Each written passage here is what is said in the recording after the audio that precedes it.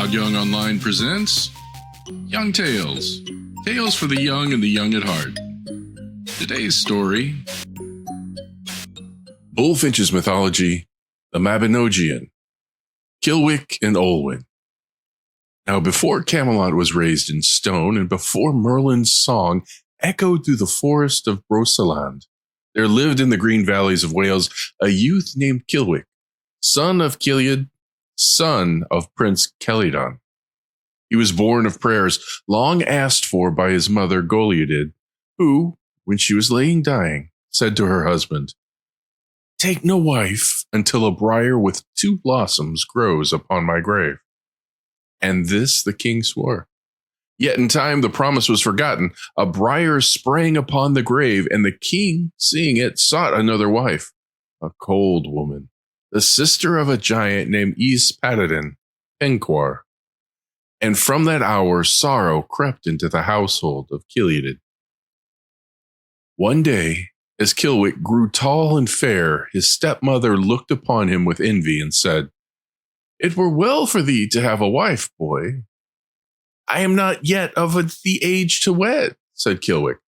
"Then hear this," she said darkly. "It is thy destiny to have no bride but one, Olwen, daughter of Yspaddaden Penkawr."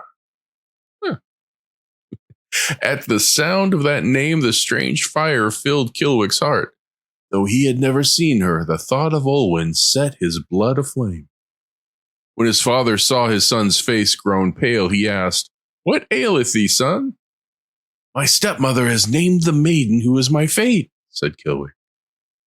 Then Killiad smiled and said, "Go to thy cousin Arthur, ask him to cut thy hair, and beg of him this boon, that he help thee win thy bride."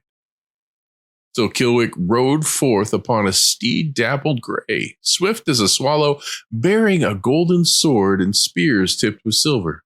His two greyhounds ran before him, their collars flashing with rubies. And thus he came to the gate of Arthur's hall. But the porter barred the way. "Is there a porter here?" asked Kilwich.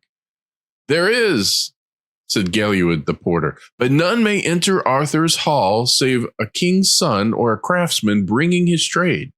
Return tomorrow, and I will open the gate for thee first." "If thou openest not the gate," Kilwich said proudly, I will raise 3 shouts that will bring shame upon thy lord."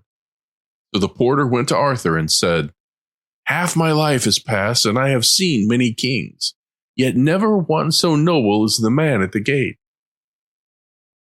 "Then run, not walk, and bring him in," said Arthur, "for never shall a worthy man be left in the rain at my door." And so the gate was opened, and Kilwich entered, radiant and proud, and greeted Arthur with these words: "Greeting be unto thee, ruler of this isle, and to all who sit within thy hall. May thy fame and favor fill the world." Arthur smiled. "Thou art welcome, cousin. Sit among my warriors, and whatever boon thou shalt ask, save only my ship, my sword, my spear, and my queen, thou shalt have it freely." "Did I ask that thou obtain for me Olwen, daughter of Yspaddaden Penkawr, to be my wife?" said Kilwich. "By the truth of heaven thou shalt have her, though I have never heard her name till this day."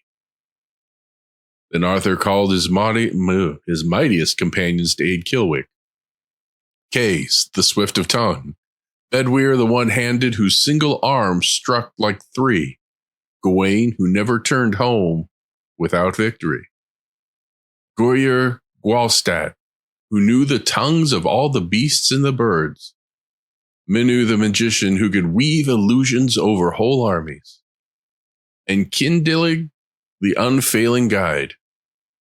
"Go," said Arthur, "and bring back the maiden. Let none say that the court of Britain failed a friend." They journeyed far until they came to a broad valley, where a vast flock grazed beneath a black mound. Upon the mound sat a herdsman, and beside him a dog larger than a horse. "Whose sheep are these?" asked Kay. "Stupid, are ye? They belong to Yspaddaden Penkawr, whose castle stands yonder. But if you go there, you go to your deaths." for none who seek his daughter eternal life. Then Kilwich gave the herdsman a golden ring. When the man's wife saw it, she said, "This ring can only belong to none but my sister's son, Kilwich. Alas for him, for all who seek Olwen perish." Yet she welcomed them and fed them well.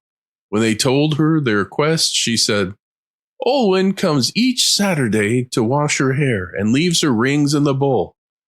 I will send for her, if ye swear no harm shall come to her." And they swore. When Olwen came, the house glowed with light.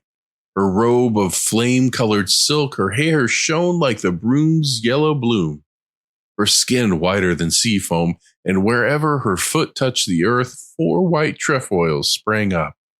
And Kilwich knew her at once, the face from his dreams. "Thou art she whom I have loved long before I saw thee," he yawed. "Come with me, lest they speak evil of us both." "I may not go without my father's leave," she said. His life lasts only till my wedding day. Yet go to him and ask. Grant whatever he demands, and thou shalt win me. Deny him nothing, or thy life is forfeit." And she vanished from the room like sunlight fading. They followed her to her father's castle. They slew the 9 porters at the 9 gates and the 9 hounds that barked within, and came at last into the hall of Yspaddaden Penkawr, the chief of giants, whose head was so huge that he must prop his eyelids with forks to see. Ugh. The greeting of heaven and of man be unto thee," said Kilwich. "And you," said the giant, "why come ye hither?" "We come to ask thy daughter Olwen for Kilwich, son of Camelot. Come again tomorrow, and thou shalt have thy answer." As they turned to go, Yspaddaden seized one of the poisoned darts that lay beside him and hurled it. But Bedwyr caught it and threw it back, wounding the giant in the knee. "Accursed son-in-law!" roared Yspaddaden. "I shall ever limp for this rudeness." When they came again the next day, he flung a second dart, and Manu caught it, wounding him in the chest. The third day he hurled the last dart, and Kilwich himself cast it back, piercing the giant through the eye. "Enough," groaned Yspaddaden. "You shall have my daughter, when thou hast done for me the tasks I name." He leaned upon his elbow and began to speak, each word dripping venom.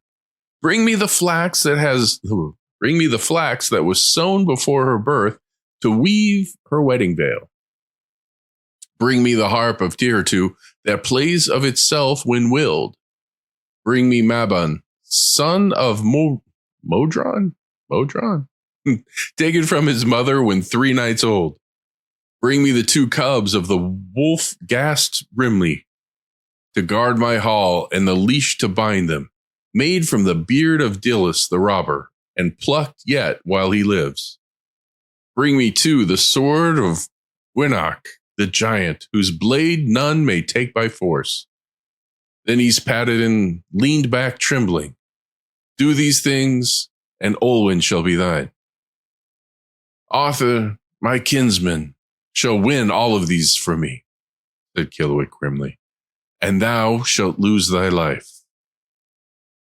And here's where we end for today. Young Tales is produced and narrated by Todd Young from ToddYoungONLINE. If you enjoyed this, please like and subscribe and join us next time for another story. Thank you for your support.